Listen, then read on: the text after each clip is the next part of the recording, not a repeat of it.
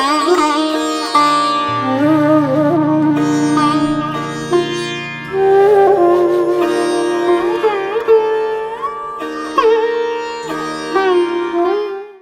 की उड़ान पहले सब कुछ पा लेने के लिए थी। हम सबकी भी यही उड़ान है, हम सब कुछ पाले, दुनिया का जितना ऐश्वर्य है सब हम पाले। स्वार्थ ऐसा कि सूर्य को भी खा जाऊं, गिद्ध खाने चला था संपाति, यानी सूर्य पर भी अधिकार जता लूं।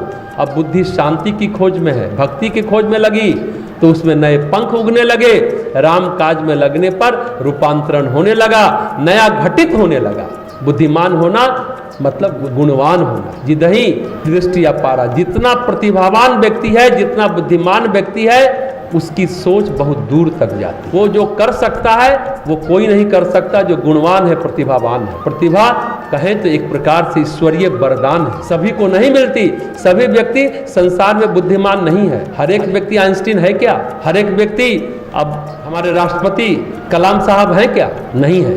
पर और हर एक व्यक्ति इसरो के अध्यक्ष सोमनाथ हैं क्या? नहीं है। पर संसार में 99.9% व्यक्ति बुद्धि का दुरुपयोग करते हैं। श्रेष्ठतम दुरुपयोग यानी निकृष्टतम दुरुपयोग करते हैं। कोई बिरला इंसान ही है जो बुद्धि का सदुपयोग करता है, लेकिन दुर्भाग्य है बुद्धि को मार दे देती है। बुद्धि जो कर सकती है वो कोई नहीं कर सकता। तो तत्व कथा ये है, बुद्धि का रूपांतरण संभव है भक्ति के द्वारा। साधना काल में कभी कभी डिप्रेशन आने लगता है, अवसाद आने लगता है, अंतराय आ जाता है, अवरोध आ जाता है। पतंजलि कहते हैं अंतराय, मल विक्षेप आवरण का अंतराय। अगर थोड़ा पीछे चले तो क्या हुआ? बंदर जब स्वयं प्रभा की गुफा में बंद बैठे हुए हैं, आंख मूंदते हैं फिर आंख खोलते हैं। मूंदने का अर्थ है विश्वास, खोलने का अर्थ है विवेक। और ये दोनों मनुष्य को चाहिए। जीवन में विश्वास की भी आवश्यकता है और विवेक की भी आवश्यकता है, दोनों की है। बंदर आंखें खोलने पर समुद्र किनारे अपने को पाते हैं तो निराश हो जाते हैं, अवसाद में चले जाते हैं। वो सोचते हैं अब हम शांतिनी स्वरूपी सीता जी का पता नहीं लगा पाए तो हमारे लिए शरीर का त्याग कर देना उचित होगा। गोस्वामी जी यहाँ पर चौथी गुफा का फिर संकेत देते हैं, संपाति की गुफा का। संपाति महान ज्ञानी है, सूर्य को भी आत्मसात करने वाला, वो महान ज्ञानी है, बुद्धिमान है। उसका नाम था इसलिए संपाति। संपाति तो सुधर गया। बुद्धिमान तो रावण भी था, लेकिन रावण नहीं सुधरा।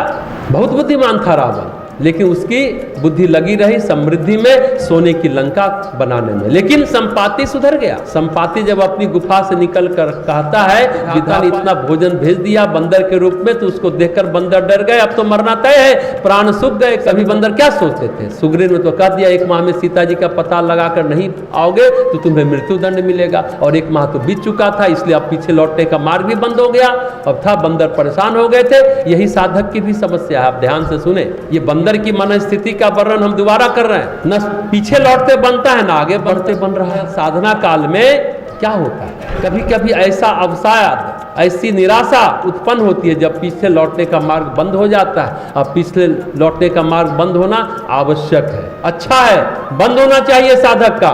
कबीरदास हाथ में मसाल लिए खड़े थे, लोगों ने पूछा हम भी आपके साथ चलते हैं, तो कबीर ने कहा हाँ चलो। तो लोगों ने पूछा अच्छा मसाल इसलिए लियो कि रास्ता दिखाई पड़े अंधेरे में?